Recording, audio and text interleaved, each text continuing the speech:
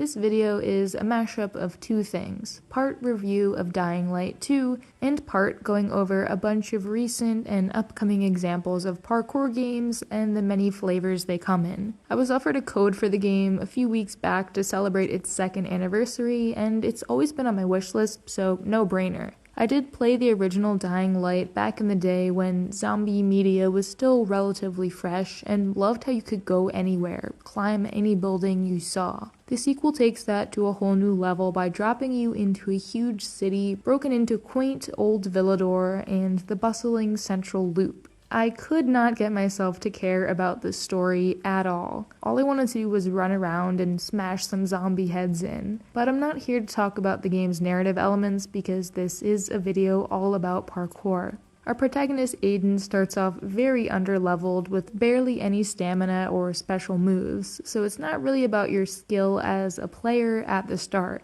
Unlocking new perks is a bit slow, but you can prioritize that by doing certain missions like the parkour challenges scattered throughout Villador. Parkour is also kind of built into the combat system. Again, not very much at first, but gradually you'll learn to incorporate your moves into fights. Or just hang back and use a bow for everything, no shame in that. Melee is a little bit more fun though, in my opinion. Buildings in the central loop are much taller than in the first area that you start out in, and it presents some interesting decisions. The roofs have more of a height disparity between them, so sometimes you have to drop down to the ground, which can be dangerous. That's where the glider comes in. I think the paraglider is such a fun addition to your skills. It is a bit clunky at first, and if your stamina is pretty low, you won't be able to fly for very long. But nothing beats that feeling of building up speed as you run toward the edge of a building, then jumping off and gliding across the city. All in all, I do enjoy all of the parkour stuff in Dying Light 2, but not all the open world filler junk.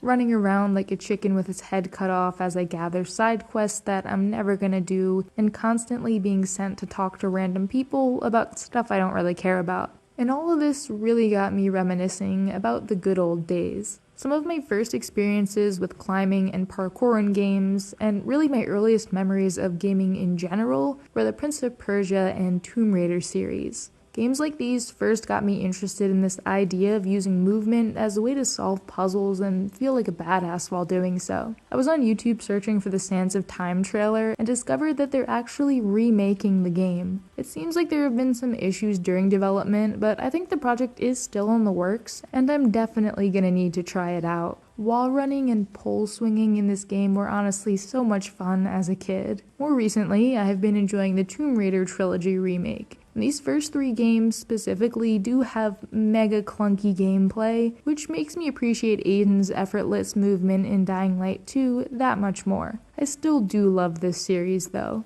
However, it is nice sometimes to have completely new games to play that aren't just the same franchise recycled over and over again. And I will get to some upcoming games that are trying to break the mold in just a bit. But first, I think I should mention some AAA games that are known for their parkour and one indie game that you maybe haven't tried out yet. I honestly don't have too much experience with the Assassin's Creed franchise beyond Black Flag, which I loved back in the day, and Odyssey, which really isn't about parkour at all. But this is probably one of the first series that comes to mind when thinking about parkour in games. I'm sure some of you have more knowledge here than I do, but I believe AC Mirage from last October, which wasn't released on Steam by the way, so I didn't even know that it had come out. But I think it was supposed to take things back to the earlier games, like being smaller in scope and length and having a bigger focus on stealth and parkour rather than trying to be an RPG. But it seems like people weren't too thrilled with the end result, so I don't think most of us are going to be looking to this series as a beacon of hope for parkour gaming in the future. I still do want to play AC Unity though, because I've heard good things about the atmosphere and movement at least.